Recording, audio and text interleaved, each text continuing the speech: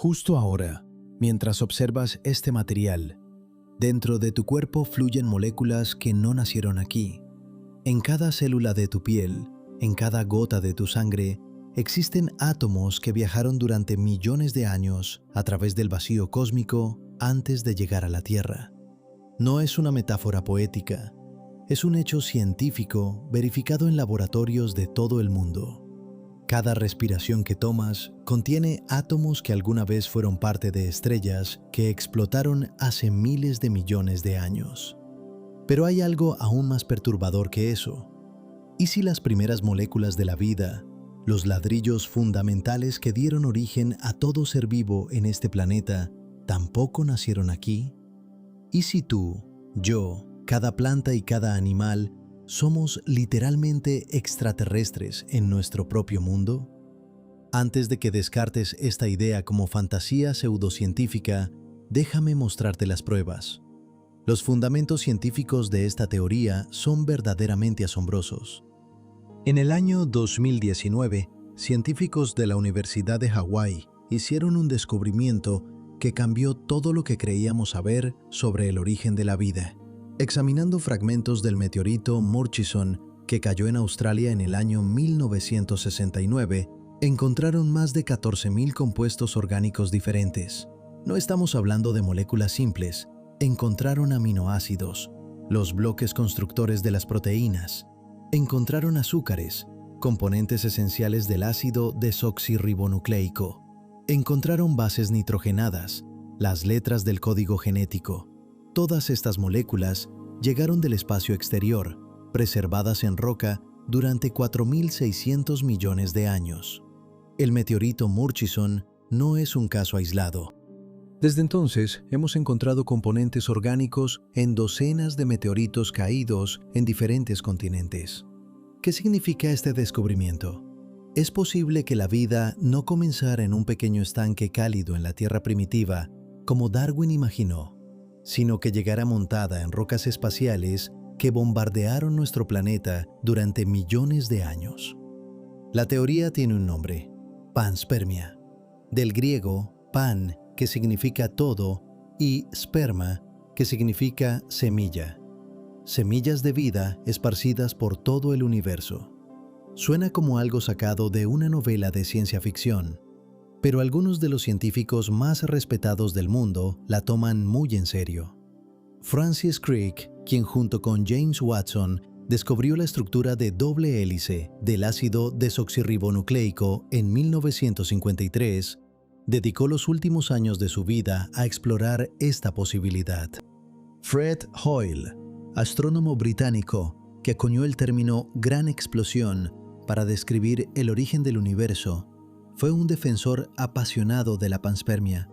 Incluso el famoso físico Stephen Hawking admitió en sus últimos trabajos que la panspermia era una hipótesis plausible que merecía investigación seria. Estos no son charlatanes buscando atención, son algunos de los pensadores más brillantes de nuestro tiempo, confrontando una posibilidad que redefiniría completamente nuestra comprensión de quiénes somos y de dónde venimos. Pero empecemos con algo cercano: tu cuerpo. 65 kilogramos de materia organizada de forma increíblemente compleja. 37 billones de células trabajando en perfecta sincronía. Cada célula contiene aproximadamente 3.000 millones de pares de bases genéticas. Un código tan largo que si lo desenrollaras y lo estiraras, mediría 2 metros de longitud. Multiplica eso por 37 billones de células. Obtendrías una cadena que podría llegar al Sol y regresar más de 300 veces. Todo ese código, toda esa información, está escrita en un lenguaje químico compuesto de solo 4 letras: adenina, timina, guanina y citosina. Estas moléculas no son especiales de la Tierra. Las hemos encontrado flotando en nubes moleculares a miles de años luz de distancia. Las hemos detectado en cometas que nunca han tocado atmósfera planetaria alguna. Las hemos visto en meteoritos que se formaron antes de que existiera nuestro Sol. ¿No te parece extraño? Piensa en esto. La molécula del ácido desoxirribonucleico es increíblemente frágil. La radiación ultravioleta del Sol la destruye en minutos. El calor intenso la desnaturaliza. Los químicos reactivos la descomponen.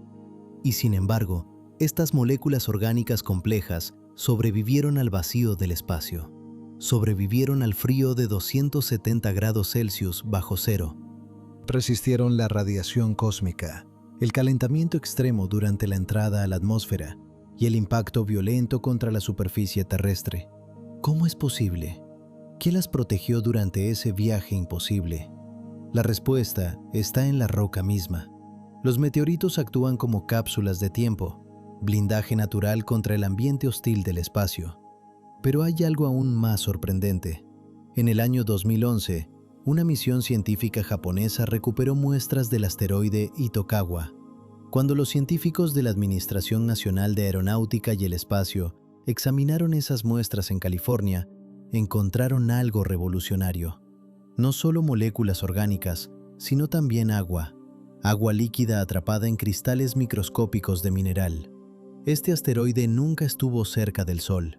Nunca tuvo atmósfera y, sin embargo, contenía los dos ingredientes esenciales para la vida tal como la conocemos. Este descubrimiento demolió la vieja suposición. La Tierra ya no era el único lugar especial en el sistema solar donde estos ingredientes podían existir juntos. De repente, el espacio ya no parecía un desierto estéril. Parecía más bien una sopa primordial cósmica donde los ingredientes de la vida flotaban libremente, esperando encontrar un hogar. Ahora retrocedamos en el tiempo. 4.600 millones de años atrás. La Tierra acaba de formarse. Es un infierno de roca fundida y océanos de lava. La superficie alcanza temperaturas de más de 1.200 grados Celsius. No existe atmósfera respirable, solo una mezcla tóxica de metano, amoníaco y vapor de agua. Los volcanes escupen fuego constantemente. Los impactos de asteroides son tan frecuentes que el cielo literalmente llueve roca derretida cada pocas semanas. ¿Cómo podría surgir la vida en estas condiciones? La respuesta tradicional decía que tuvimos que esperar. Esperar a que el planeta se enfriara, esperar a que se formaran océanos estables, esperar a que la química hiciera su magia en algún charco primordial. Pero los datos geológicos nos cuentan una historia diferente. En el año 1996, un equipo de geólogos australianos liderados por Stephen Moyses encontró rocas en Groenlandia que contenían algo extraordinario: grafito, carbón organizado en patrones que solo los seres vivos pueden crear. Estas rocas tenían 3.800 millones de años de antigüedad. Significa que la vida existía en la Tierra apenas 700 millones de años después de su formación. 700 millones de años suenan como mucho tiempo, pero en términos geológicos es un parpadeo. Para poner esto en perspectiva, imagina que comprimes toda la historia del planeta en un solo día de 24 horas. La Tierra se forma exactamente a medianoche. Las primeras señales de vida aparecen a las 4 de la mañana. Solo 4 horas después del nacimiento del planeta, cuando teóricamente todavía debería estar demasiado caliente y caótico para albergar vida. ¿Cómo surgió tan rápido? Aquí es donde las cosas se ponen interesantes. En esa misma época, hace 3.800 millones de años, la Tierra estaba siendo bombardeada intensamente por asteroides y cometas. Lo llamamos el Gran Bombardeo Tardío. Cada día caían docenas de rocas espaciales del tamaño de montañas. Cada impacto liberaba la energía equivalente a millones de bombas nucleares. Los océanos hervían. La atmósfera era arrancada y reformada constantemente. Parecería el peor momento posible para que surgiera la vida. Pero considera esto. Cada uno de esos asteroides y cometas traía consigo una carga preciosa. Moléculas orgánicas, aminoácidos, azúcares, bases nitrogenadas, todo el equipamiento molecular necesario para construir vida. Millones de toneladas de química orgánica cayendo del cielo cada año durante millones de años. De repente, la Tierra primitiva No necesitaba inventar la vida desde cero, solo necesitaba ensamblar las piezas que el espacio le entregaba gratuitamente. Pero espera, hay un problema enorme con esta idea. Tú lo sabes intuitivamente. Cuando un asteroide golpea la Tierra a 65.000 kilómetros por hora, genera calor suficiente para vaporizar roca. Las temperaturas en el punto de impacto superan los 5.000 grados Celsius. Eso es más caliente que la superficie del Sol. Ninguna molécula orgánica puede sobrevivir eso. Es como hornear un pastel a temperatura de fusión nuclear. No obtienes un pastel, obtienes plasma. Entonces, ¿cómo pudieron estas delicadas moléculas orgánicas sobrevivir el viaje? Durante décadas, esta pregunta parecía destruir completamente la teoría de la panspermia. Los escépticos señalaban triunfalmente que el proceso mismo de entrega destruiría la carga, hasta que un científico llamado John Parnell decidió hacer algo radical. En lugar de solo teorizar, decidió probarlo experimentalmente.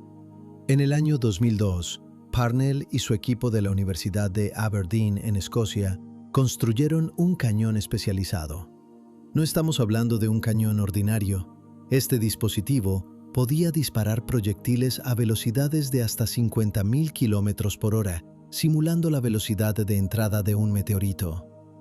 Dentro de esos proyectiles colocaron bacterias reales, vivas, del género Bacillus, que pueden formar esporas extremadamente resistentes. Luego, dispararon estos proyectiles contra placas de metal, generando presiones de hasta 40 gigapascales y temperaturas de más de 1.000 grados Celsius. Cuando recuperaron los fragmentos y los examinaron bajo el microscopio, esperaban encontrar solo cenizas. ¿Qué encontraron? Bacterias vivas. No todas sobrevivieron, por supuesto, la mayoría murieron. Pero un pequeño porcentaje, menos del 1%, no solo sobrevivió, sino que siguió siendo capaz de reproducirse. ¿Cómo es posible? La clave está en la física del impacto. Cuando un meteorito golpea la Tierra, no todo el material se calienta uniformemente. La parte que golpea primero, la nariz del proyectil, se vaporiza instantáneamente, pero el interior de la roca permanece relativamente frío durante los primeros milisegundos. Es como cocinar un bistec. El exterior se carboniza mientras el interior permanece crudo. Si las moléculas orgánicas o microorganismos están enterrados suficientemente profundo dentro de la roca, pueden sobrevivir. Incluso si el 99% del material se destruye, ese 1% superviviente es más que suficiente. Piénsalo.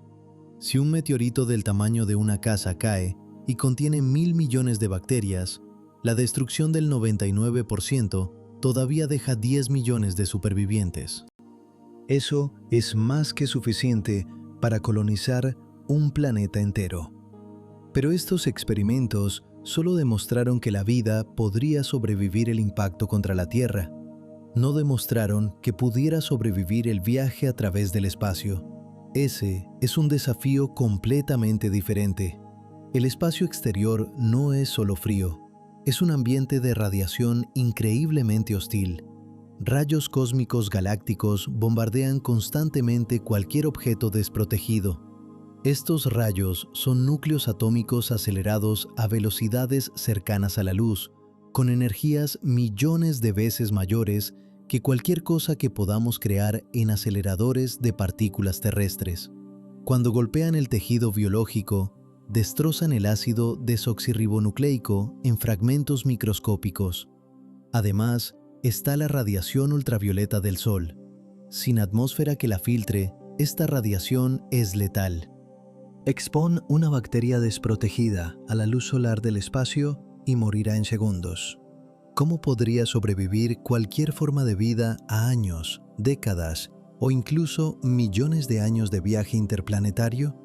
Para responder esta pregunta, los científicos necesitaban realizar experimentos en el espacio real. No en simuladores terrestres, sino en el vacío auténtico. En el año 2008, la Agencia Espacial Europea lanzó un experimento extraordinario llamado proceso de exposición de esporas a radiación en el espacio. El nombre es largo, pero la idea es simple. Colocaron bacterias en contenedores especiales montados en el exterior de la Estación Espacial Internacional. Estas bacterias quedaron expuestas directamente al vacío del espacio, a la radiación solar completa, a temperaturas que oscilaban entre 120 grados Celsius durante el día y menos 150 grados Celsius durante la noche. No había protección, solo las bacterias y el ambiente más hostil que podamos imaginar. Las dejaron ahí durante 18 meses completos. Cuando trajeron las muestras de vuelta a la Tierra en el año 2009, los resultados fueron asombrosos. Las bacterias del género Bacillus subtilis sobrevivieron. No todas, pero un porcentaje significativo permanecía vivo. Más sorprendente aún, ciertas especies de líquenes sobrevivieron con tasas de éxito del 50%. Piensen en esto. Organismos multicelulares, complejos, sobrevivieron 18 meses en el vacío del espacio sin ninguna protección. El experimento demostró algo revolucionario. La vida no es tan frágil como pensábamos. Bajo las circunstancias correctas, puede resistir condiciones que parecen absolutamente imposibles. Pero 18 meses no es suficiente para un viaje interplanetario. Marte está a 80 millones de kilómetros de distancia en su punto más cercano. Un fragmento de roca eyectada de Marte por un impacto de asteroide tardaría millones de años en llegar a la Tierra. ¿Puede la vida sobrevivir durante tanto tiempo? Aquí es donde las cosas se vuelven realmente fascinantes. En el año 1992, geólogos descubrieron un meteorito en la Antártida. Lo llamaron Allan Hills 84001. Análisis químicos posteriores demostraron que esta roca vino de Marte. Sabemos esto porque burbujas de gas atrapadas en el interior coinciden exactamente con la composición de la atmósfera marciana medida por sondas espaciales. Este meteorito fue arrancado de la superficie de Marte hace 16 millones de años por el impacto de un asteroide. Pasó 16 millones de años flotando en el espacio. Finalmente cayó en la Antártida hace 13.000 años.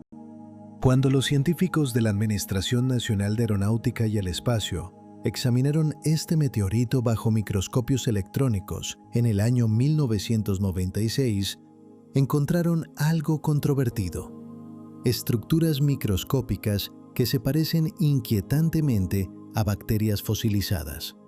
David McKay y su equipo del Centro Espacial Johnson publicaron sus hallazgos en la revista Ciencia en agosto de 1996. El artículo desató una tormenta. Mostraban imágenes de estructuras tubulares del tamaño de bacterias terrestres. Encontraron cristales de magnetita organizados en cadenas, exactamente como los que ciertas bacterias terrestres usan para orientarse magnéticamente. Detectaron compuestos orgánicos complejos llamados hidrocarburos aromáticos policíclicos, moléculas asociadas con la descomposición de materia orgánica. Sugerían que estas características, tomadas en conjunto, podrían ser evidencia de vida microbiana marciana antigua. La comunidad científica se dividió inmediatamente. Los defensores argumentaban que era la primera evidencia física de vida extraterrestre. Los críticos señalaban que cada característica individual podría explicarse por procesos no biológicos. El debate continúa hasta hoy. Pero una cosa es indiscutible. Este meteorito demostró que material puede viajar de Marte a la Tierra, sobrevivir el viaje y llegar aquí relativamente intacto. Y no es un caso único. Hemos encontrado más de 200 meteoritos marcianos en la Tierra. Algunos son más antiguos que Allan Hills 84001. El meteorito Tisint, que cayó en Marruecos en el año 2011, tiene 700 millones de años de antigüedad. Estuvo en el espacio durante 6 millones de años antes de caer aquí. Cada uno de estos meteoritos es una cápsula del tiempo que demuestra que el intercambio de material entre planetas no solo es posible, sino común. Los planetas del sistema solar no están aislados. están conectados por un flujo constante de roca eyectada. Cuando un asteroide grande golpea a Marte, fragmentos de roca marciana son lanzados al espacio.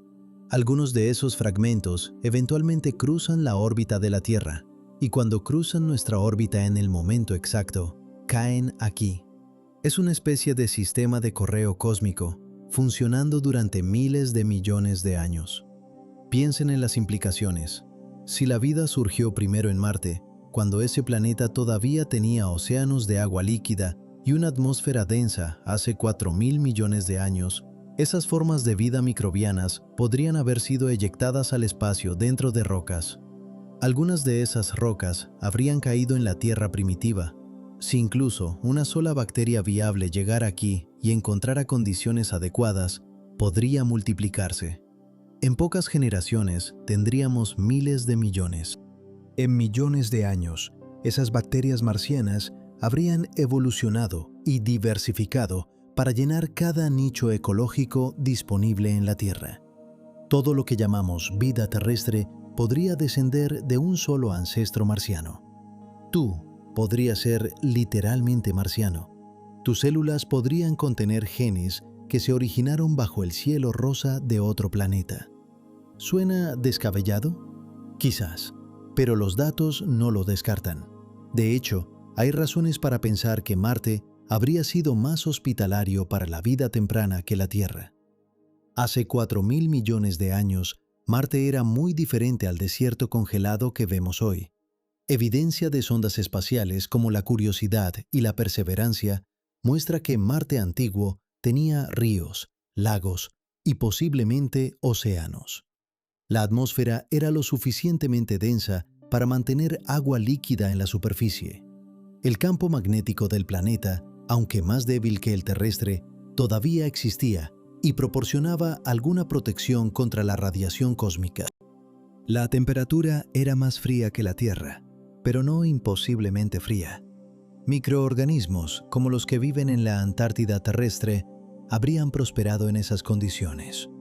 Mientras tanto, la Tierra estaba siendo bombardeada tan intensamente que los océanos se evaporaban parcialmente con cada gran impacto. La superficie era esterilizada repetidamente por colisiones catastróficas.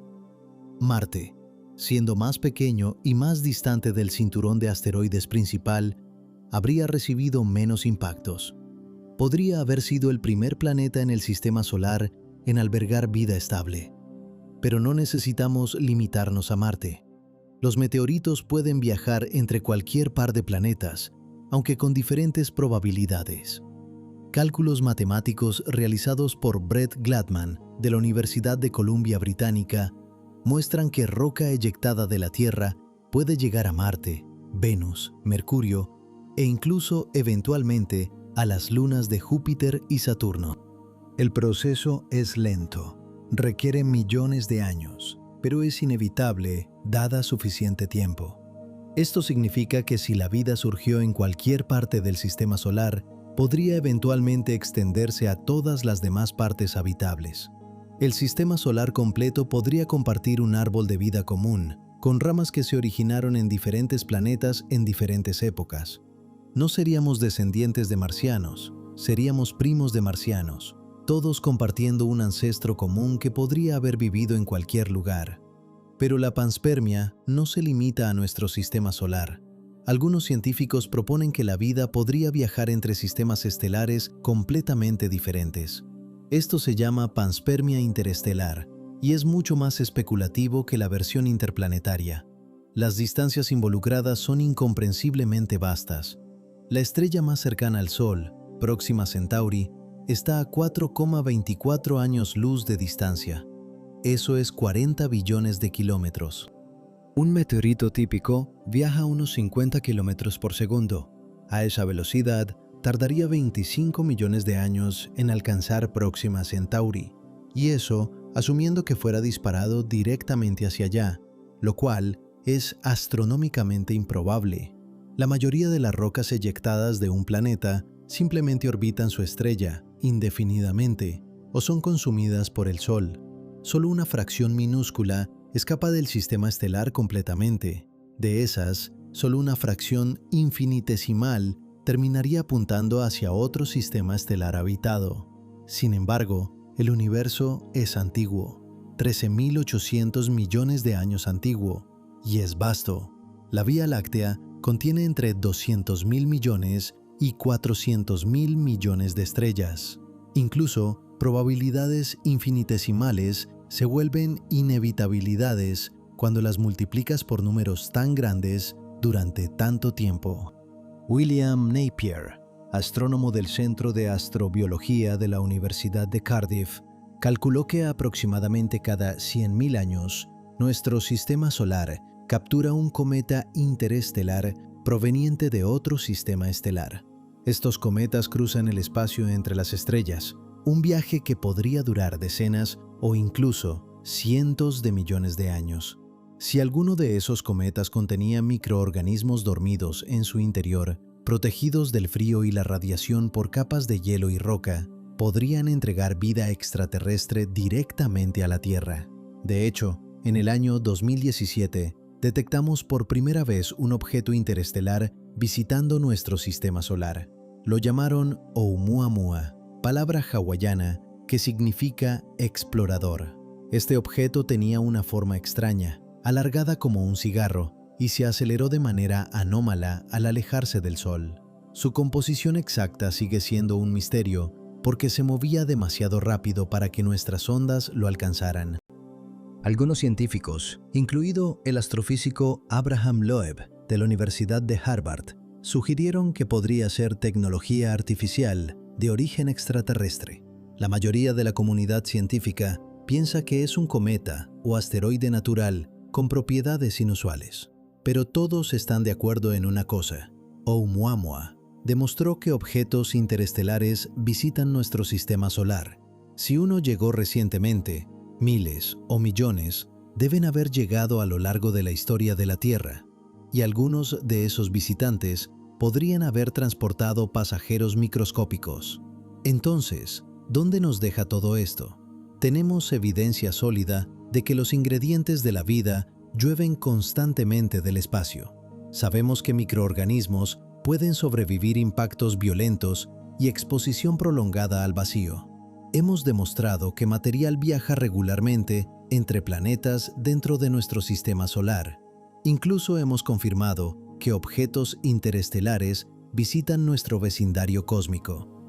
Pero todavía no hemos respondido la pregunta fundamental: ¿de dónde vino originalmente la vida?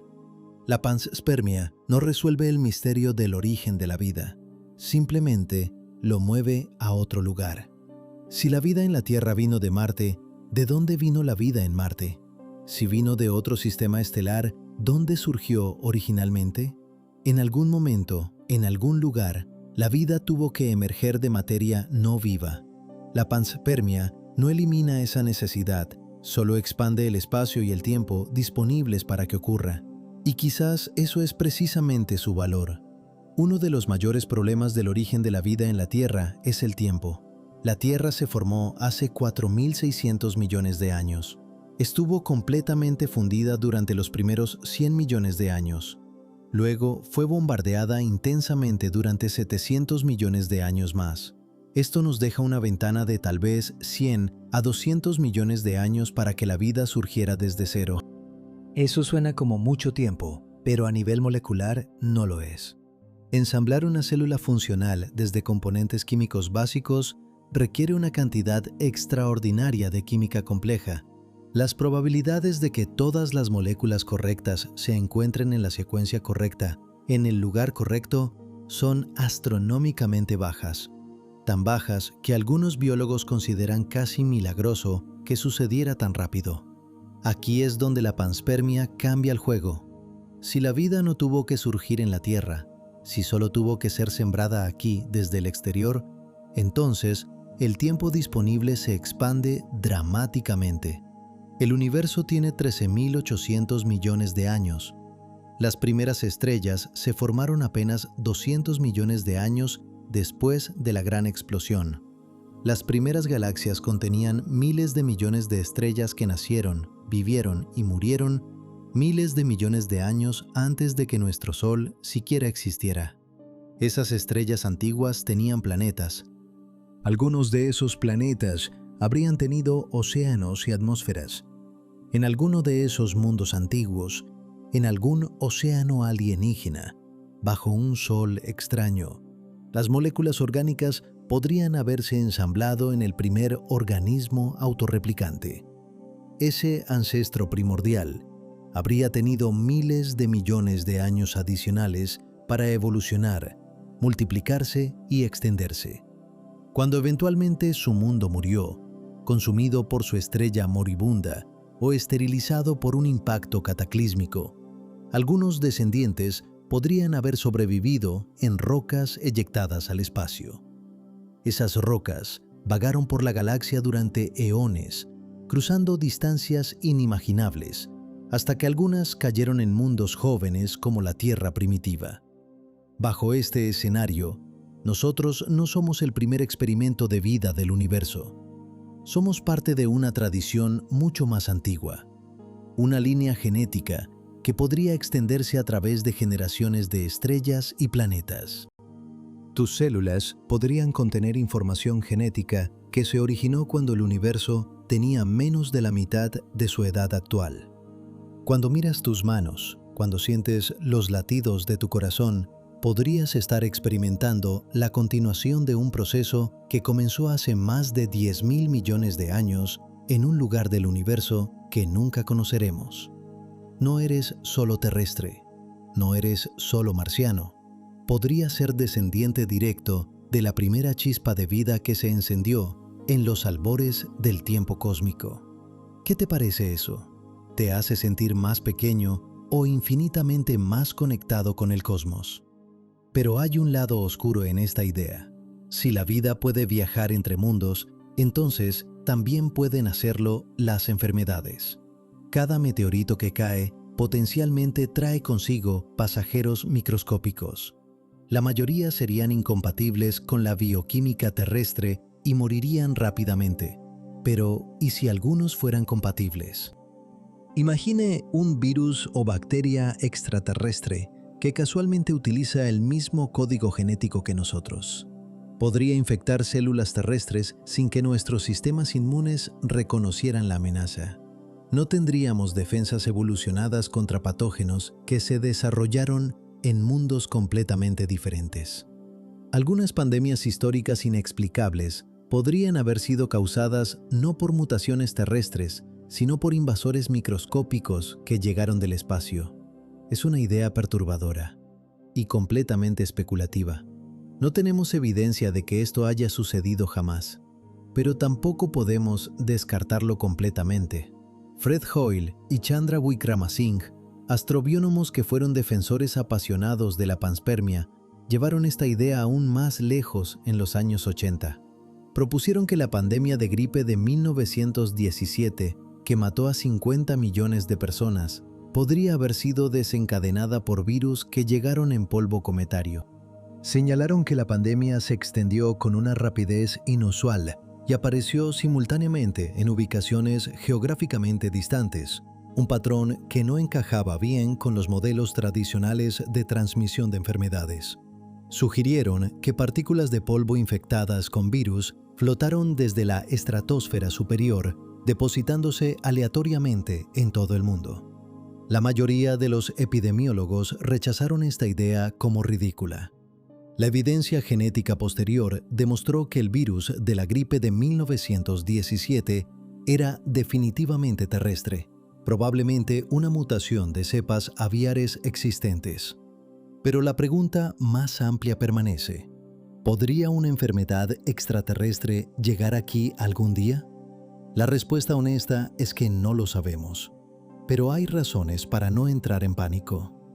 La bioquímica terrestre utiliza quiralidad específica. Las moléculas biológicas vienen en versiones izquierdas y derechas que son imágenes especulares entre sí. La vida en la Tierra usa exclusivamente aminoácidos levógiros y azúcares dextrógiros. Si la vida extraterrestre evolucionó independientemente, podría usar la quiralidad opuesta.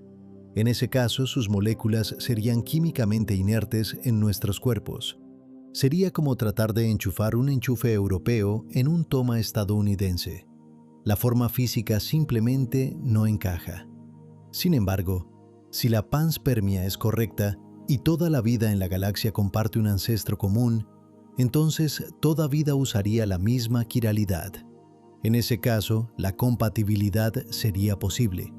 Es uno de esos escenarios donde no sabemos lo suficiente para estar seguros de ninguna manera. Lo que sí sabemos es que la vida terrestre ya ha sobrevivido miles de millones de años de bombardeo de material espacial. Si los patógenos extraterrestres fueran una amenaza existencial, probablemente ya habrían eliminado la vida aquí hace mucho tiempo. El hecho de que existamos sugiere que el peligro es manejable. O quizás hemos sido extraordinariamente afortunados hasta ahora. No hay forma de saberlo con certeza sin más datos, y esos datos son difíciles de obtener. Necesitaríamos capturar material cometario o asteroidal en el espacio antes de que entre en nuestra atmósfera y examinarlo en condiciones de bioseguridad extremas. Algunos proyectos de investigación están trabajando hacia ese objetivo, pero es increíblemente difícil técnicamente y caro. Hasta que lo logremos, operamos en incertidumbre.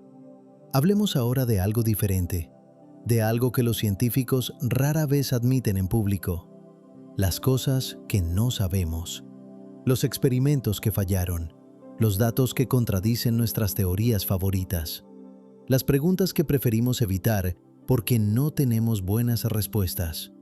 La panspermia tiene agujeros, grandes agujeros, y es importante reconocerlos honestamente. El primero y más obvio es que nunca hemos detectado inequívocamente vida extraterrestre, ni siquiera microorganismos muertos en meteoritos. Las estructuras en Allen Hills 84001 que mencionamos antes siguen siendo controvertidas. Muchos geólogos piensan que son artefactos mineralógicos naturales, no restos biológicos. Ninguna evidencia posterior ha resuelto el debate de manera definitiva. Hemos examinado decenas de meteoritos marcianos. En ninguno hemos encontrado biomarcadores convincentes. Esto no prueba que la panspermia sea falsa, pero tampoco la confirma. El segundo problema es la paradoja de la complejidad. La vida más simple que conocemos es asombrosamente compleja. Incluso las bacterias más primitivas contienen cientos de genes, miles de proteínas, membranas celulares sofisticadas, maquinaria metabólica intrincada. No entendemos cómo algo tan complejo pudo surgir espontáneamente de química simple. Algunos bioquímicos, como Graham Kearns Smith de la Universidad de Glasgow, han propuesto que la vida temprana usaba química completamente diferente, quizás basada en cristales de arcilla en lugar de moléculas orgánicas. Solo más tarde habría hecho la transición a la bioquímica basada en carbono que vemos hoy. Pero esta hipótesis es especulativa y carece de evidencia experimental sólida. La panspermia no resuelve este problema, solo lo traslada a otro planeta o a otra época. En algún lugar, de alguna manera, la complejidad tuvo que surgir de la simplicidad, y no sabemos cómo. El tercer problema es el silencio cósmico. Si la panspermia funciona, si la vida realmente se extiende entre mundos y entre estrellas, entonces el universo debería estar repleto de vida. Miles de millones de planetas habitables en nuestra galaxia deberían haber sido sembrados hace eones. Algunos de esos planetas habrían desarrollado vida compleja. Algunos habrían desarrollado inteligencia. Algunos habrían desarrollado tecnología. ¿Dónde están todos? Enrico Fermi formuló esta pregunta famosamente en 1950. La llamamos la paradoja de Fermi. Si la vida es común, ¿por qué el cielo está tan silencioso? ¿Por qué no detectamos señales de radio de civilizaciones extraterrestres? ¿Por qué no encontramos evidencia de ingeniería a escala galáctica? Quizás la panspermia sea demasiado eficiente y la vida es común, pero la inteligencia es rara. O quizás las civilizaciones tienden a autodestruirse rápidamente. O quizás estamos buscando en los lugares equivocados de maneras equivocadas. Pero el silencio es inquietante. Y la panspermia no lo explica. Hay otro asunto del que los científicos hablan poco: los fracasos experimentales. En el año 2017, un equipo de la Universidad de Ginebra intentó replicar el experimento de John Parnell sobre supervivencia bacteriana en impactos de alta velocidad. Usaron metodología similar, pero obtuvieron resultados completamente diferentes. Ninguna bacteria sobrevivió en sus pruebas. Publicaron sus hallazgos negativos, lo cual es raro porque las revistas científicas prefieren resultados positivos. Señalaron que pequeñas diferencias en la geometría del impacto, el tipo de roca utilizada o la profundidad a la que las bacterias estaban enterradas podían cambiar dramáticamente las tasas de supervivencia. Esto significa que no entendemos completamente las condiciones necesarias para que la panspermia funcione. Podría ser mucho más difícil de lo que pensábamos inicialmente, o podría ser que solo funciona bajo circunstancias muy específicas que son raras en la naturaleza. Luego está el problema del tiempo profundo. Los experimentos de la Estación Espacial Internacional demostraron que algunos microorganismos pueden sobrevivir 18 meses en el espacio. Pero 18 meses no es 1.000.000 de años, no es 10 millones de años. La radiación cósmica es acumulativa. Cada rayo cósmico que golpea el ácido desoxirribonucleico causa un poco de daño. Durante periodos cortos, los mecanismos de reparación celular pueden arreglar el daño. Pero durante millones de años, el daño se acumula más rápido de lo que puede ser reparado. Eventualmente, el genoma se fragmenta en pedazos inútiles. Cálculos matemáticos sugieren que incluso las esporas bacterianas más resistentes no podrían sobrevivir más de unos pocos millones de años de exposición a radiación cósmica completa. Para viajes interestelares que podrían durar cientos de millones de años, esto es un problema devastador, a menos que haya protección. Si los microorganismos están enterrados profundamente dentro de cometas o asteroides grandes, rodeados por metros de hielo o roca, la radiación sería bloqueada efectivamente. Pero entonces enfrentan un problema diferente. Estos objetos pueden pasar cerca de estrellas durante su largo viaje. Cuando lo hacen, la superficie se calienta. El hielo se sublima. Con suficiente tiempo, incluso un cometa del tamaño de una montaña puede evaporarse completamente. Los microorganismos que alguna vez estuvieron protegidos en el interior quedan expuestos y mueren. Es una trampa. Protección profunda significa que pueden sobrevivir la radiación, pero no la evaporación térmica cerca de estrellas.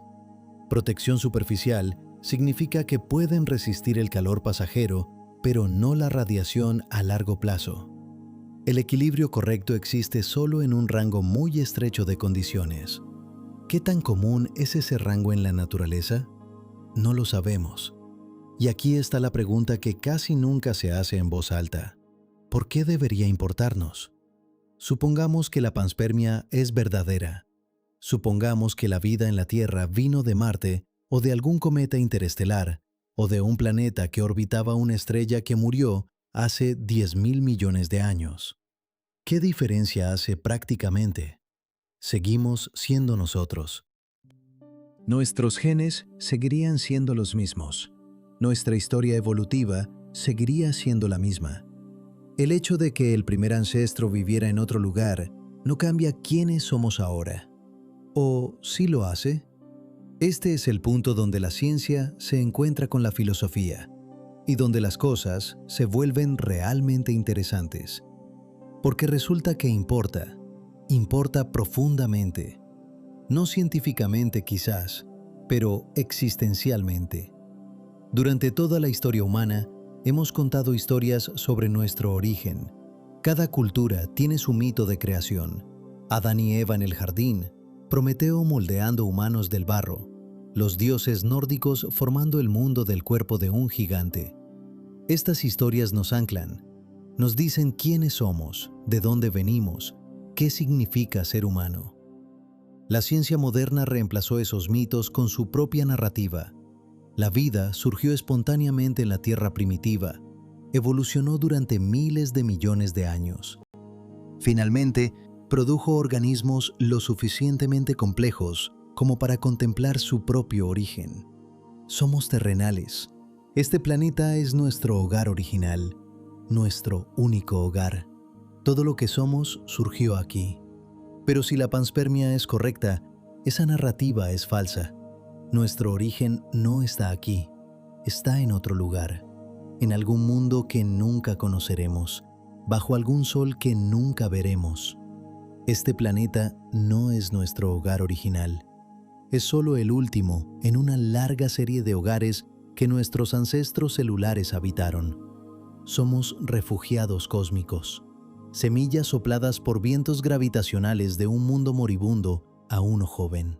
Cuando miramos las estrellas, no estamos contemplando lo extraño y ajeno. Estamos mirando hacia atrás, hacia el vecindario de donde vinimos originalmente. Estamos mirando hacia casa, o hacia una de nuestras antiguas casas. ¿Cambia eso cómo te sientes sobre ti mismo? ¿Te hace sentir más o menos conectado con la Tierra? Algunos dirían que nos hace menos especiales. Después de todo, si la vida puede surgir en cualquier lugar y viajar a cualquier otro lugar, entonces no somos únicos. Somos solo una rama más en un árbol genealógico galáctico que tiene incontables otras ramas. Pero yo veo exactamente lo contrario. Nos hace infinitamente más conectados. Cada átomo en tu cuerpo ha viajado distancias inimaginables. Ha sido reciclado a través de generaciones de estrellas, ha flotado en nubes moleculares, ha sido comprimido en discos protoplanetarios, ha sido incorporado en rocas que vagaron por el espacio durante millones de años. Finalmente llegó aquí y fue ensamblado en la forma increíblemente improbable que eres tú. No eres un accidente aislado en un planeta insignificante. Eres el resultado de procesos cósmicos que operan a escala galáctica durante miles de millones de años. Eres literalmente polvo de estrellas que se organizó para contemplarse a sí mismo. Carl Sagan lo expresó bellamente. Dijo que somos una forma de que el cosmos se conozca a sí mismo. Si la panspermia es verdad, esa declaración es aún más profunda de lo que Sagan sabía. No solo estamos hechos de material estelar, potencialmente llevamos en nuestros genes una memoria ancestral que se extiende a través de mundos y épocas. La primera bacteria que flotó en un océano alienígena hace 10.000 millones de años está conectada directamente contigo. Tú eres su descendiente, separado por billones de generaciones, pero conectado por una línea genética ininterrumpida. Cuando respiras, cuando piensas, cuando amas, estás continuando un proceso que esa bacteria antigua comenzó. Eso no te hace menos especial, te hace parte de algo mucho más grande que tú mismo. Pero hay implicaciones prácticas también. Si la panspermia es común en el universo, entonces la búsqueda de vida extraterrestre se vuelve mucho más prometedora. Durante décadas, hemos buscado señales de inteligencia extraterrestre sin éxito.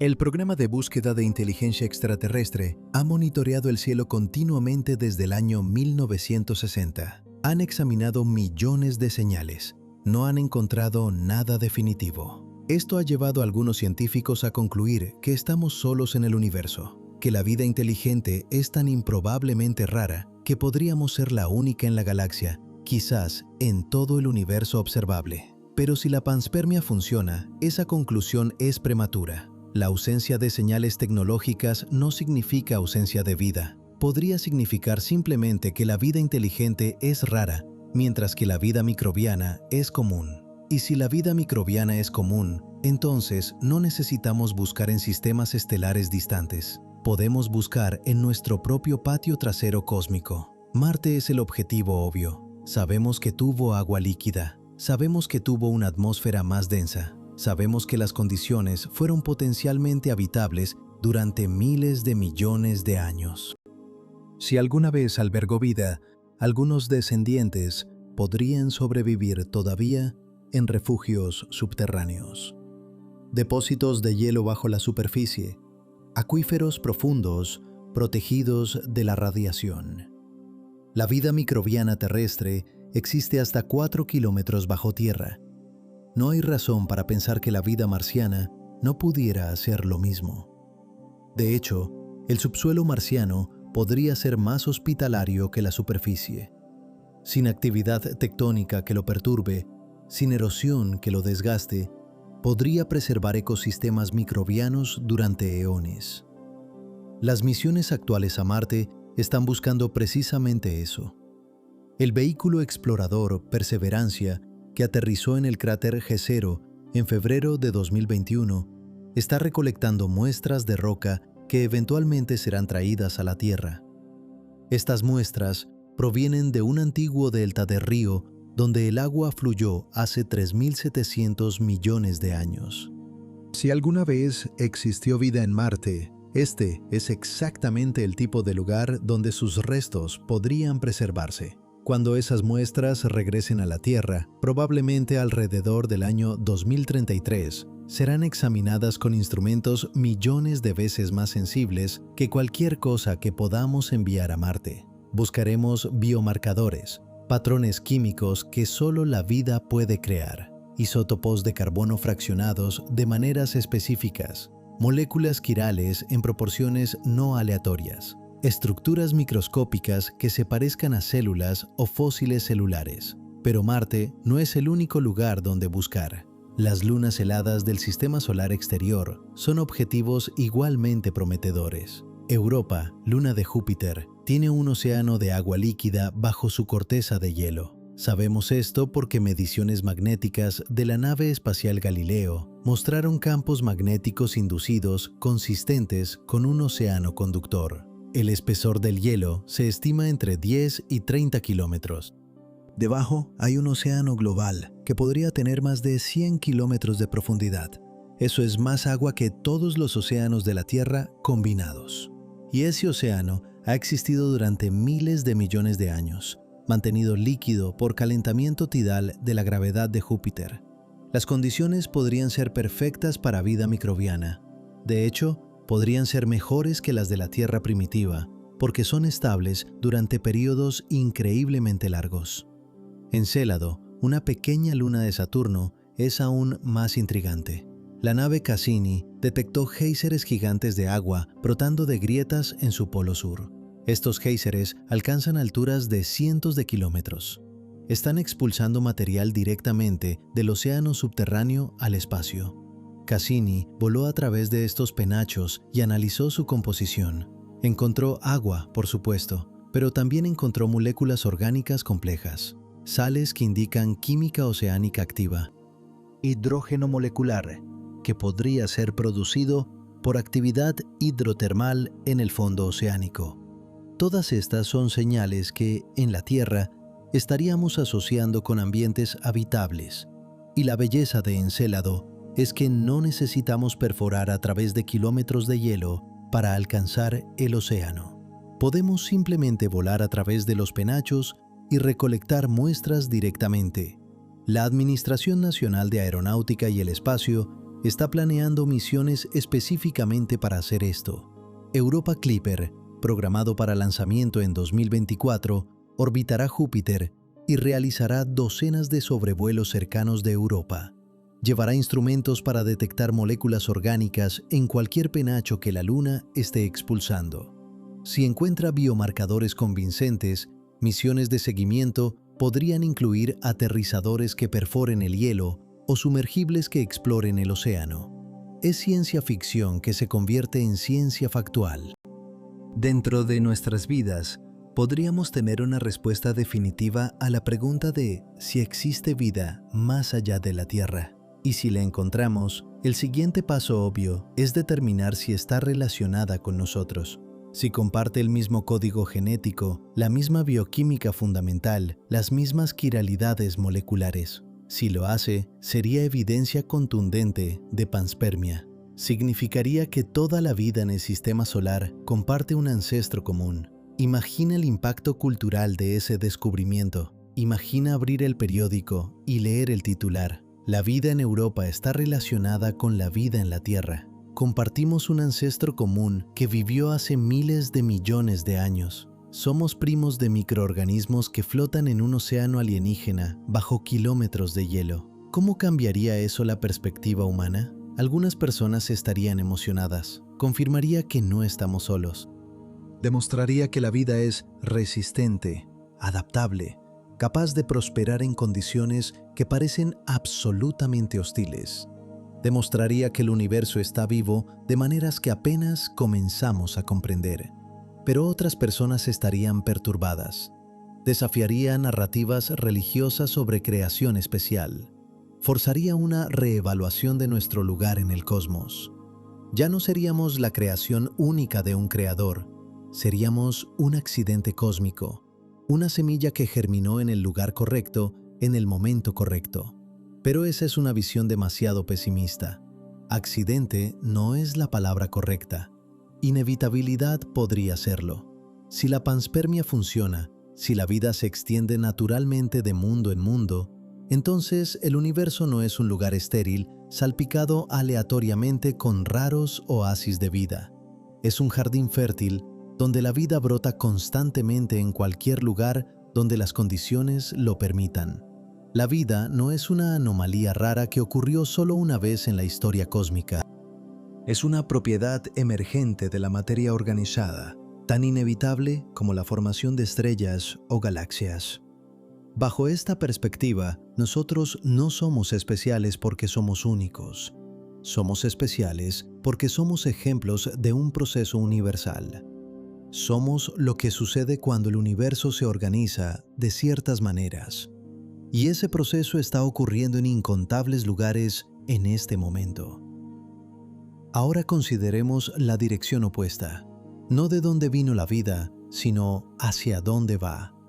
Si los microorganismos pueden viajar de planeta en planeta, de estrella en estrella, entonces la humanidad eventualmente podría hacer lo mismo intencionalmente.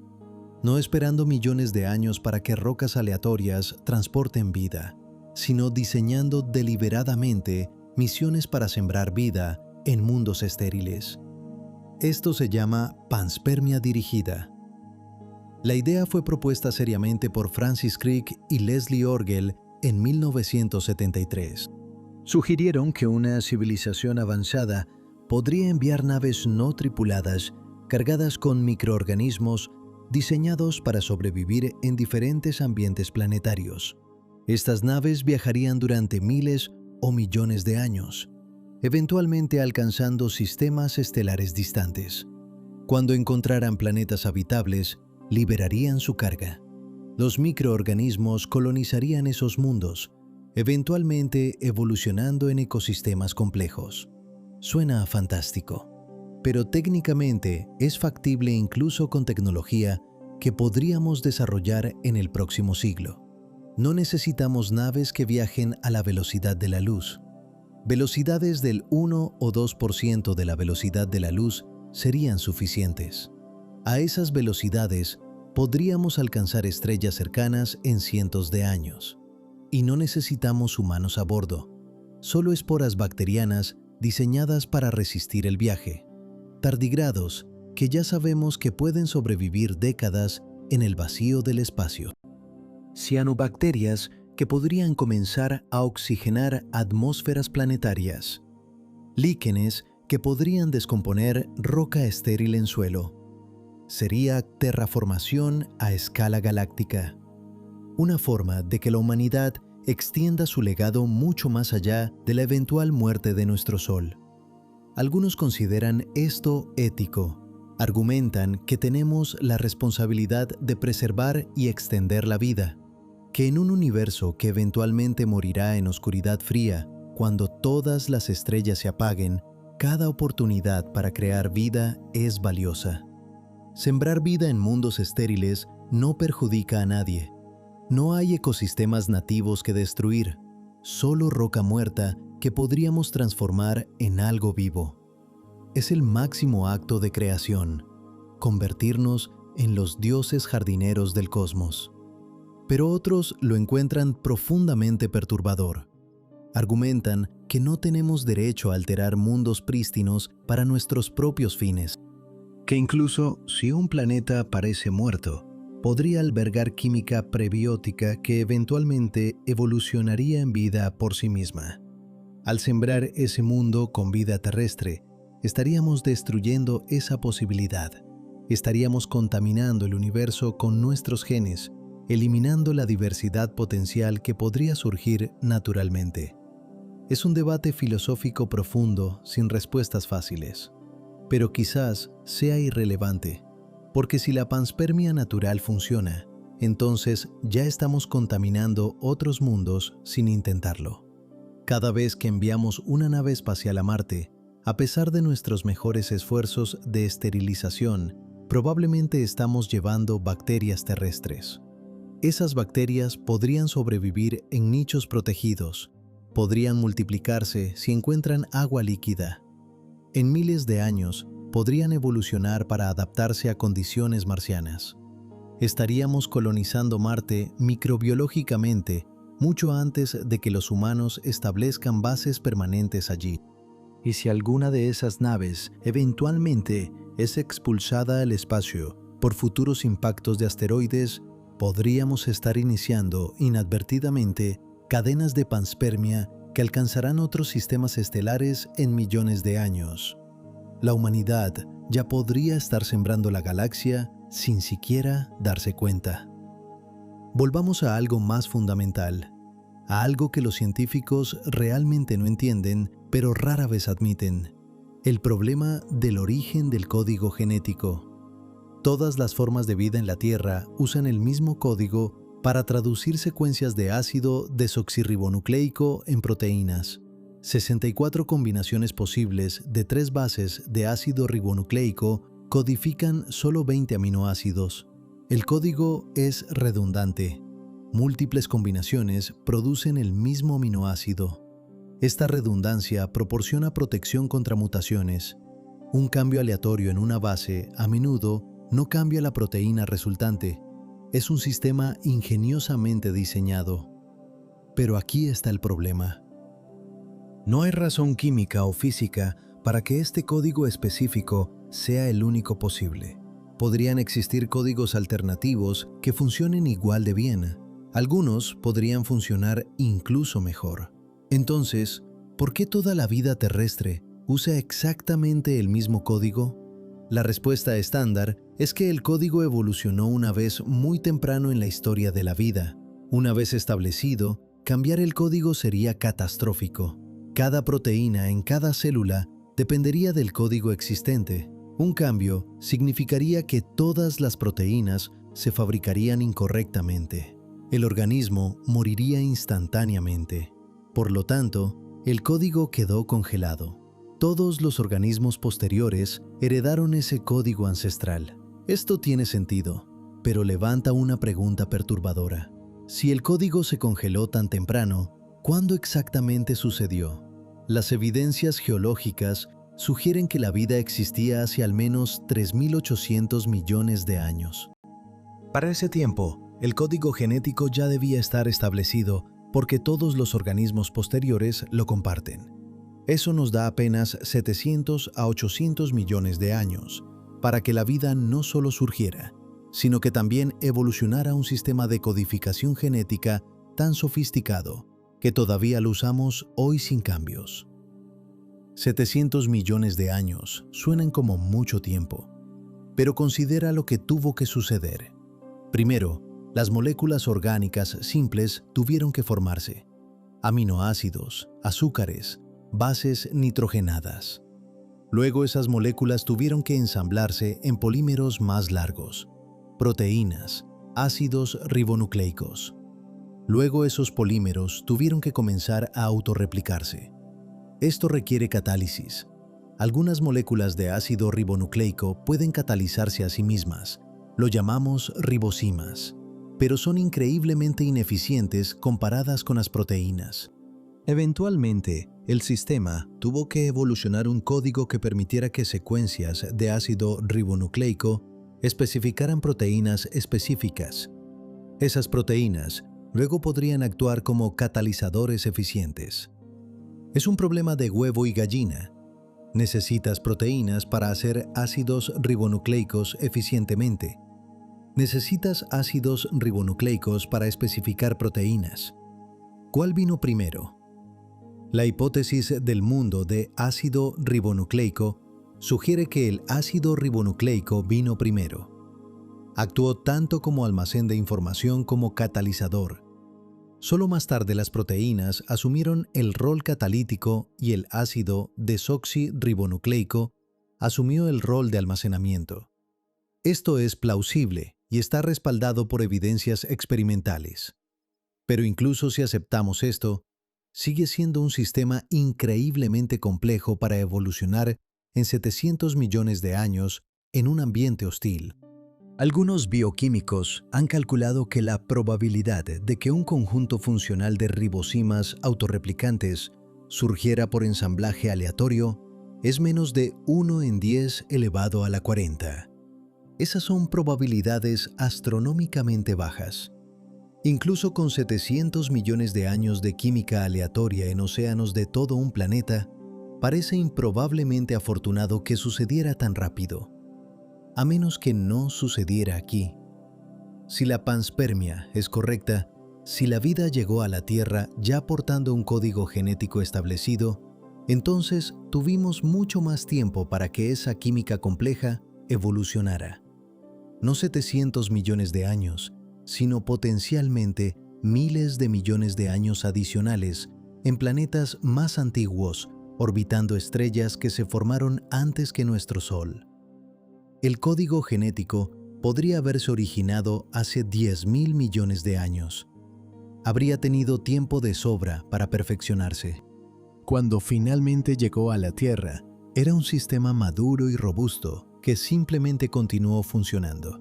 Esta perspectiva resuelve elegantemente el problema del tiempo, pero crea otro problema.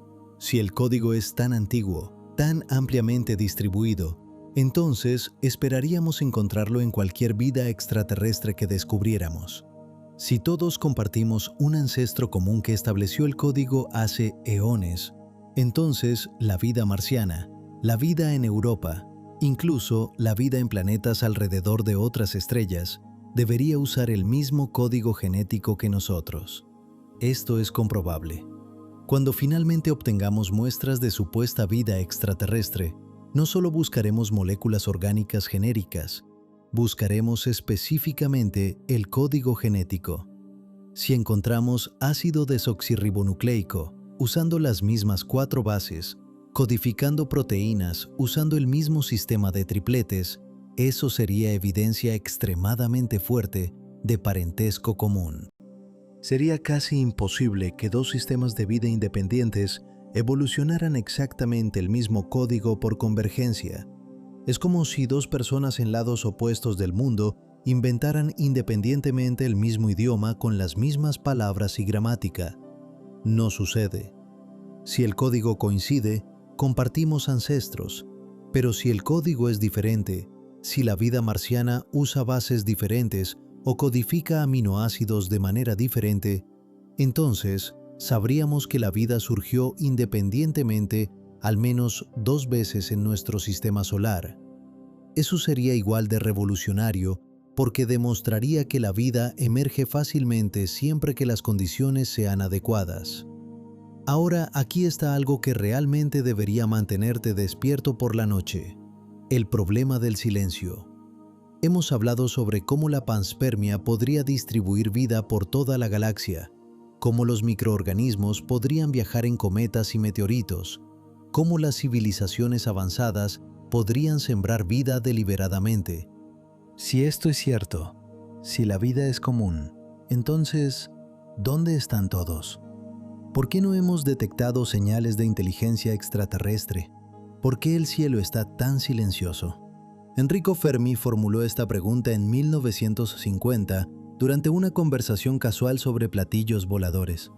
Sus colegas se rieron de su simplicidad, pero la pregunta se ha vuelto cada vez más inquietante con cada año que pasa sin una respuesta. Hagamos números. La Vía Láctea contiene aproximadamente 400.000 millones de estrellas. Un estudio reciente del telescopio espacial Kepler sugiere que al menos el 20% de estrellas similares al Sol tienen planetas del tamaño de la Tierra en zonas habitables. Esos son 80.000 millones de planetas potencialmente habitables solo en nuestra galaxia. Incluso si solo el 1% de esos planetas desarrolla vida, serían 800 millones de mundos vivos.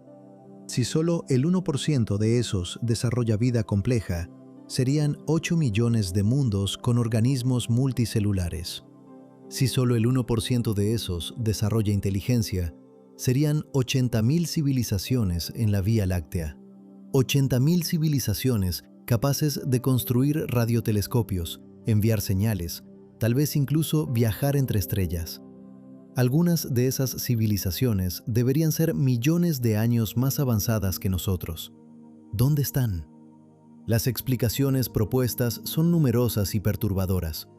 Quizás las civilizaciones tienden a destruirse poco después de alcanzar capacidad tecnológica. Armas nucleares, cambio climático, pandemias diseñadas, inteligencia artificial descontrolada.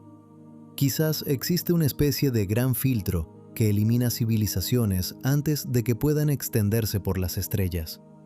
Si este filtro está detrás de nosotros, en nuestro pasado evolutivo, entonces somos increíblemente afortunados de haberlo superado.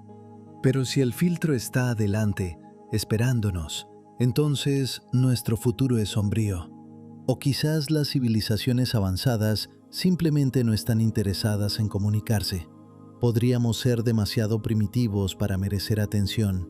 Como hormigas construyendo colonias junto a autopistas, los humanos conducen sobre ellas todos los días sin pensar dos veces. Tal vez las civilizaciones galácticas nos observan con la misma indiferencia. O hay una posibilidad aún más extraña. Quizás nosotros somos los primeros.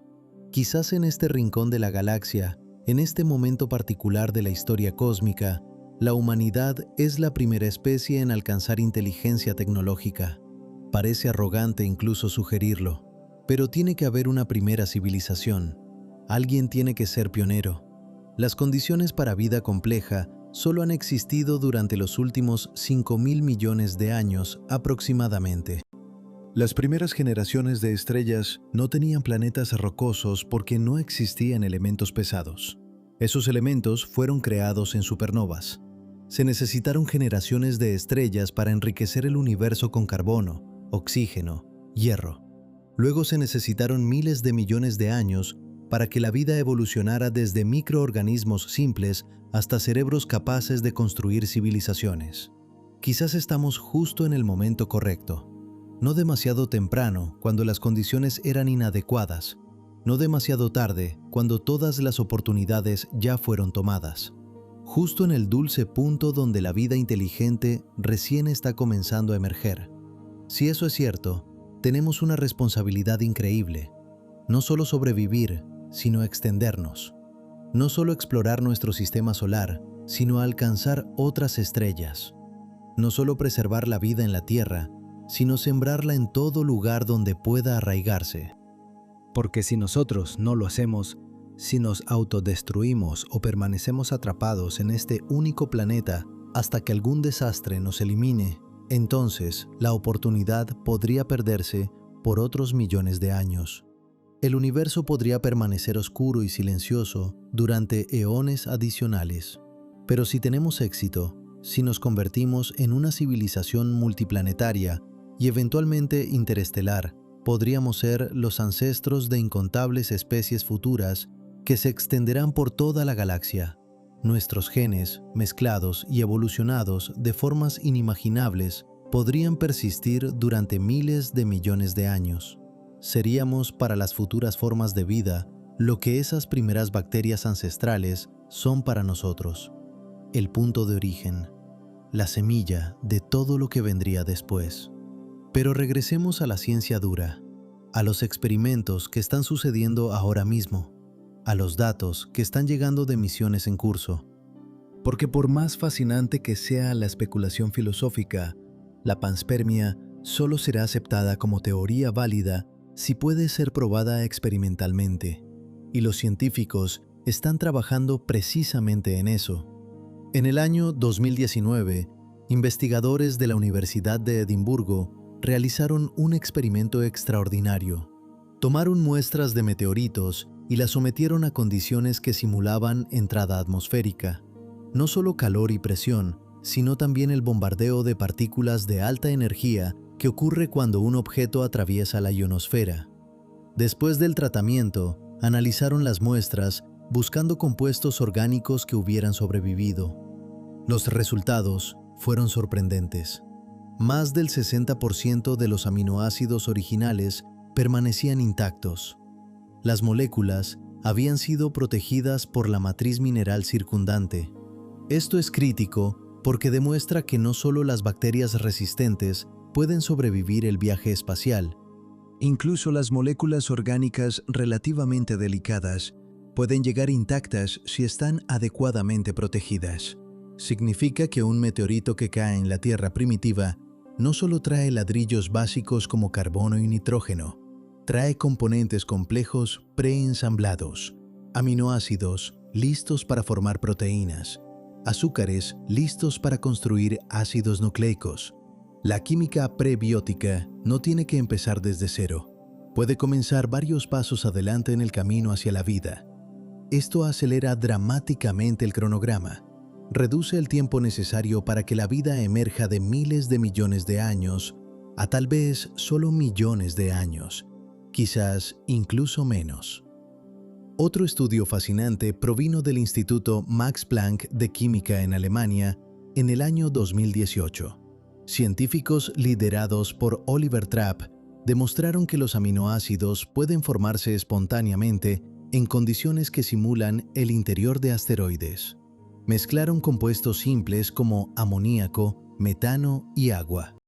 Los sometieron a presiones y temperaturas consistentes con el interior de un asteroide grande.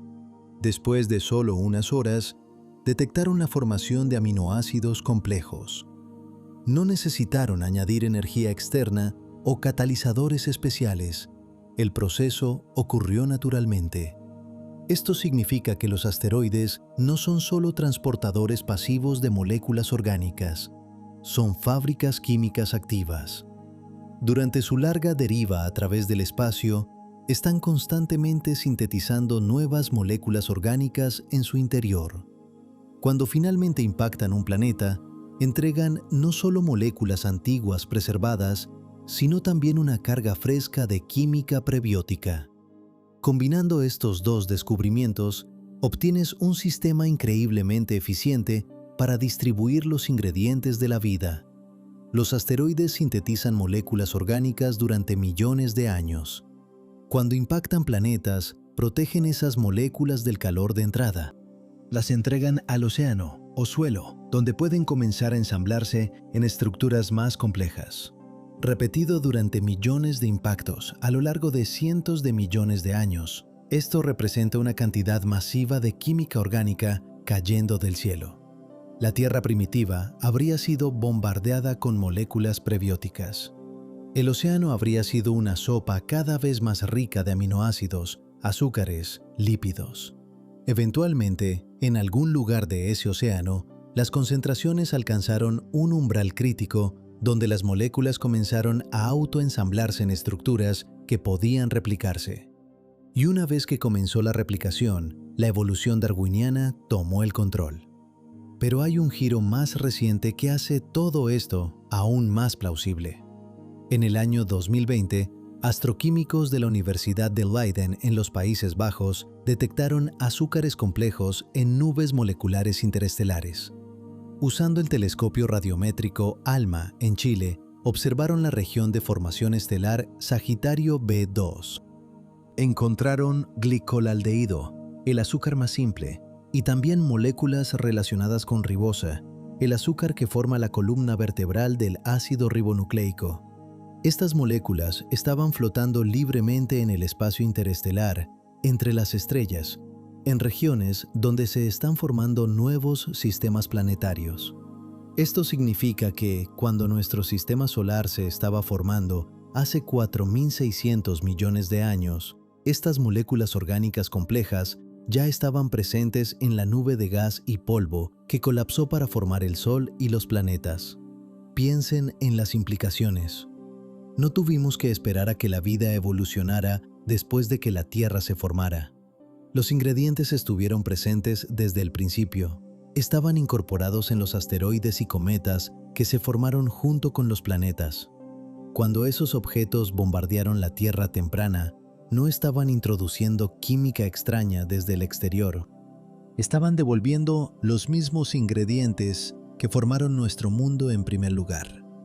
Bajo esta perspectiva, la panspermia no es un proceso exótico que requiere circunstancias especiales. Es simplemente la continuación natural de la química que ya estaba ocurriendo en el espacio interestelar.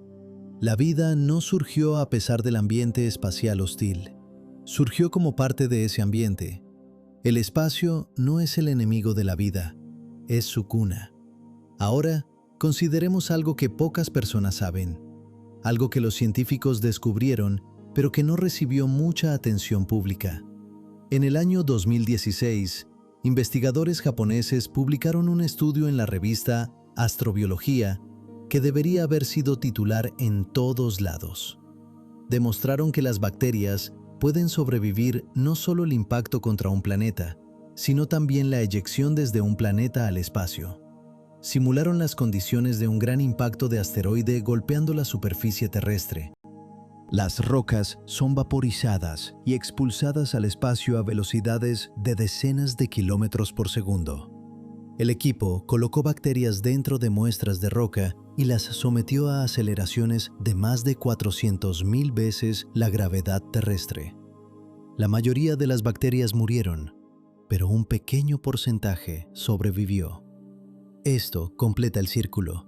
No solo pueden los microorganismos llegar a la Tierra en meteoritos, también pueden ser expulsados de la Tierra en fragmentos rocosos y potencialmente colonizar otros mundos. Esto significa que Marte podría estar contaminado con vida terrestre ahora mismo. No por nuestras sondas espaciales, aunque eso también es posible, sino por transferencia natural que ha estado ocurriendo durante miles de millones de años. Cada vez que un gran asteroide golpea la Tierra, fragmentos de roca son lanzados al espacio. Algunos de esos fragmentos eventualmente caen en Marte. Hemos encontrado meteoritos marcianos en la Tierra. Por simetría, debe haber meteoritos terrestres en Marte. Si alguno de esos meteoritos contenía bacterias viables cuando fue expulsado, y si sobrevivieron el viaje de millones de años, entonces Marte podría haber sido colonizado por vida terrestre mucho antes de que los humanos existieran.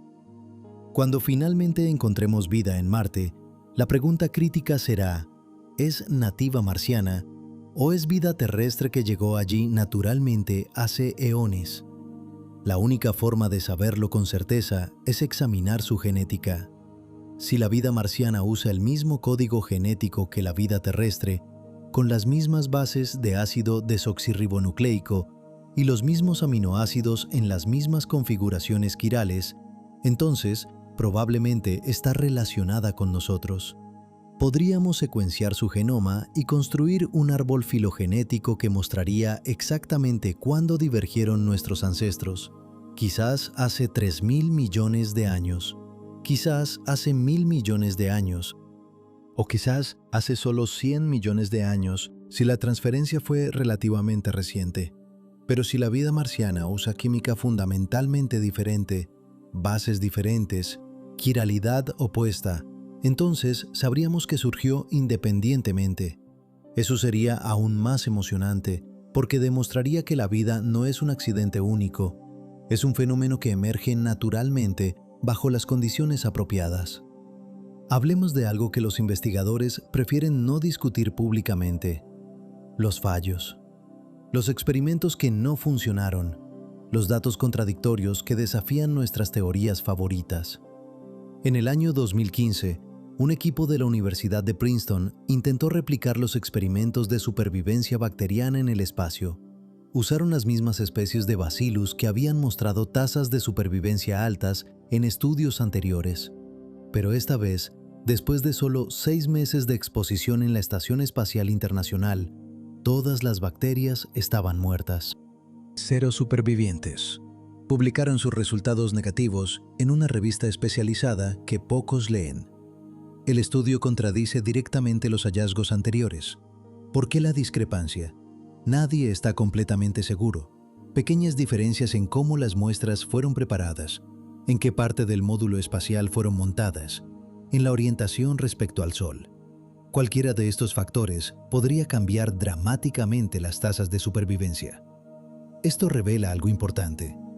No entendemos completamente qué condiciones son necesarias para que la panspermia funcione. No es tan simple como decir que las bacterias pueden sobrevivir en el espacio. Algunas pueden, bajo ciertas circunstancias específicas, durante ciertos periodos de tiempo. Pero esas circunstancias podrían ser más raras de lo que pensábamos. Los modelos matemáticos de panspermia asumen tasas de supervivencia basadas en los experimentos más optimistas. Si los experimentos pesimistas son más representativos de condiciones reales, entonces la panspermia es mucho menos probable. Podría ser un proceso que funciona solo ocasionalmente en circunstancias excepcionales, no la vía dominante de distribución de vida que algunos defensores sugieren. Hay otro problema que rara vez se menciona: la barrera del oxígeno. Hace 2.400 millones de años, las cianobacterias comenzaron a producir oxígeno como producto de desecho de la fotosíntesis. Gradualmente, el oxígeno se acumuló en la atmósfera terrestre. Esto fue catastrófico para la mayoría de las formas de vida existentes, porque el oxígeno es tóxico para organismos anaeróbicos. Lo llamamos el gran evento de oxidación. Causó la extinción masiva de incontables especies microbianas. Solo los organismos que evolucionaron defensas contra el oxígeno o que aprendieron a usarlo para metabolismo sobrevivieron. Ahora, aquí está el problema. Si un meteorito conteniendo bacterias anaeróbicas antiguas cayera en la Tierra moderna, esas bacterias morirían instantáneamente en nuestra atmósfera rica en oxígeno. Incluso si sobrevivieron el viaje a través del espacio, no podrían sobrevivir la llegada. Esto significa que la panspermia podría haber funcionado bien en el pasado profundo, cuando las atmósferas planetarias eran reductoras sin oxígeno libre. Pero en el universo moderno, donde muchos planetas han desarrollado atmósferas oxidantes debido a sus propias formas de vida fotosintéticas, la panspermia podría ser mucho más difícil. Los microorganismos que llegan de otros mundos podrían estar adaptados a ambientes químicamente incompatibles. Es como tomar un pez de agua dulce y ponerlo en el océano salado. La química simplemente no funciona. Para que la panspermia funcione hoy, requeriría que los organismos viajeros fueran extremadamente adaptables, capaces de tolerar una amplia gama de ambientes químicos. Algunos extremófilos terrestres tienen esa capacidad, pero no sabemos qué tan comunes son tales organismos en otros mundos. Y luego está la cuestión del tamaño de muestra. Incluso si algunos microorganismos sobreviven el viaje y la llegada, ¿cuántos se necesitan para establecer una población viable? Los genetistas de poblaciones saben que las poblaciones pequeñas son extremadamente vulnerables. Se llama cuello de botella genético. Si solo unos pocos individuos sobreviven para fundar una nueva población, la diversidad genética es peligrosamente baja. Cualquier mutación deletérea presente en esos fundadores se extenderá por toda la población. No hay suficiente variación genética para que la selección natural trabaje efectivamente. La población podría extinguirse rápidamente debido a acumulación de mutaciones perjudiciales o simple mala suerte estocástica. Para establecer una población sostenible, probablemente se necesitarían al menos varios cientos de individuos fundadores. ¿Pueden tantos organismos sobrevivir el viaje espacial en un solo meteorito?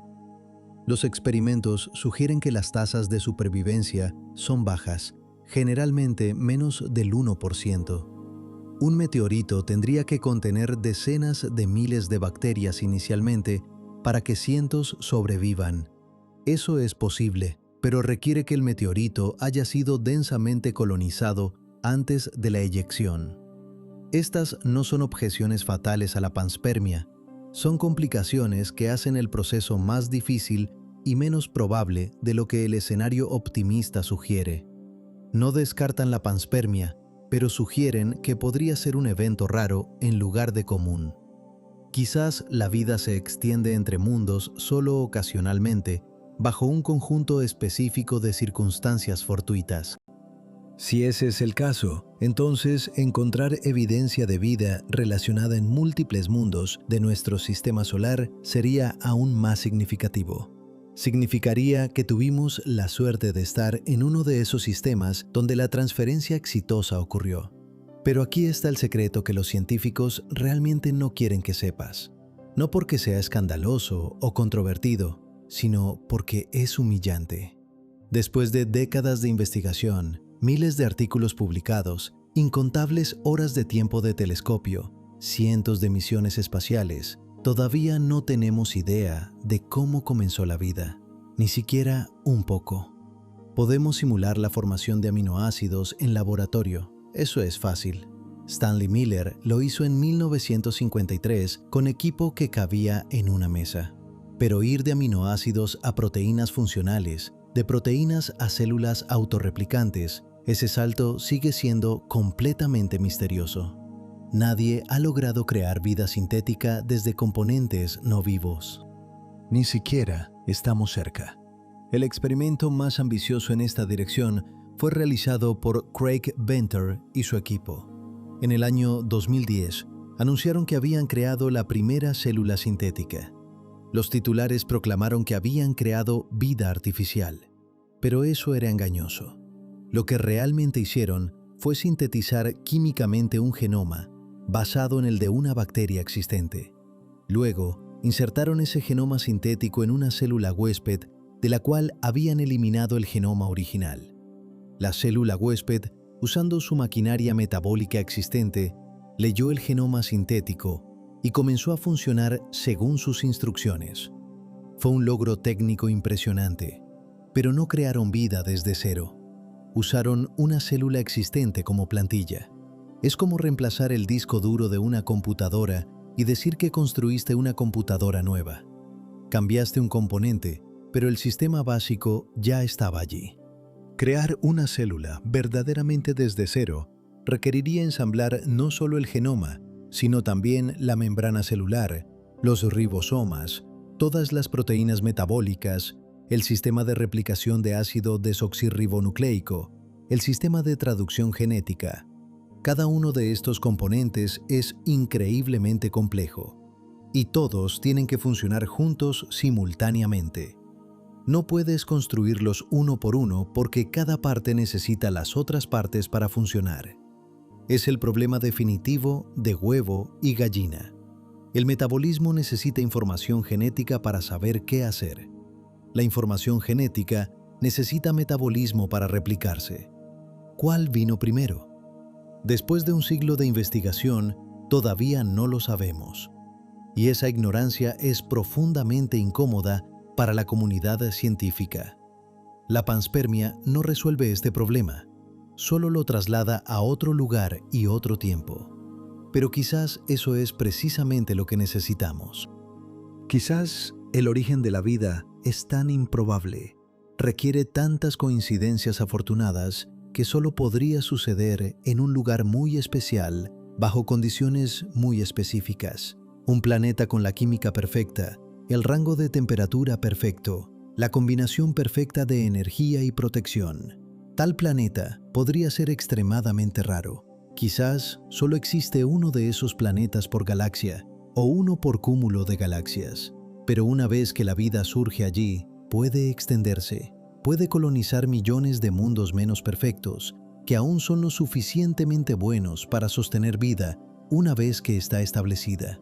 Bajo este escenario, toda la vida en la Vía Láctea podría rastrearse hasta un solo planeta ancestral, un Edén cósmico cuya ubicación nunca conoceremos porque existió hace miles de millones de años y probablemente fue destruido hace mucho tiempo. ¿No es una idea hermosa y aterradora al mismo tiempo? hermosa porque nos conecta con todo ser vivo en la galaxia. Aterradora porque significa que la vida podría ser mucho más frágil de lo que pensamos. Si solo un lugar en toda la galaxia podría generar vida originalmente, entonces la vida es precaria. Está siempre a una catástrofe de la extinción total. Si ese planeta ancestral hubiera sido destruido antes de que la vida pudiera extenderse, si un asteroide lo hubiera golpeado demasiado pronto, o si su estrella hubiera explotado prematuramente, entonces la galaxia entera podría haber permanecido muerta. Cada ser vivo hoy, desde bacterias hasta ballenas, hasta tú, leyendo estas palabras, existe solo porque hace eones, en un lugar lejano, las condiciones fueron perfectas el tiempo suficiente para que la primera chispa de vida se encendiera y se extendiera. Estamos llegando al final de este viaje. Hemos viajado desde los átomos en tu cuerpo hasta los límites del universo observable. Desde bacterias microscópicas sobreviviendo en el vacío del espacio, hasta civilizaciones hipotéticas sembrando galaxias con vida. Hemos examinado evidencias, confrontado incertidumbres, luchado con las implicaciones filosóficas de la panspermia. Entonces, ¿qué conclusión sacamos? ¿Es la panspermia verdad? La respuesta honesta es, no lo sabemos con certeza. Tenemos evidencia circunstancial fuerte. Sabemos que los ingredientes de la vida llueven del espacio.